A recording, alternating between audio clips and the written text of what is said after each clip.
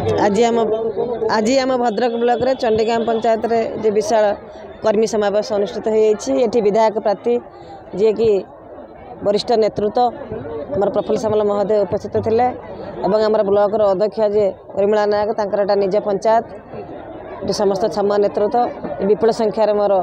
जे माँ भूणी मैंने साधारण जनता आमर जो गुरुजन युवक बंधु समस्ते उपस्थित थे समस्ते आम प्रिय मुख्यमंत्री भल पाती और विजु जनता दल को भल पाती। प्रिय मुख्यमंत्री आज विभिन्न प्रकार योजना जो प्रणयन कर साधारण लोक मान पाखे पहुँची से चाषीटे हो मूलियाटे हो बा आमर जड़े महिलाटे हो बा श्रमिकटे हो से सब वर्गर लोक प्राधान्य देते समस्त आम प्रिय मुख्यमंत्री आज चिंता कर राति पाइले विभिन्न प्रकार योजना आज निर्वाचन इस्ताहार आज चाषी मान जो ऋण छाड़ कर 1.5 लाख टंका पर्यंत एवं आमर छात्रवृत्ति को 12,000 टंका और 14,000 टंका वृद्धि करपरी इलेक्ट्रिक बिल छाड़ कर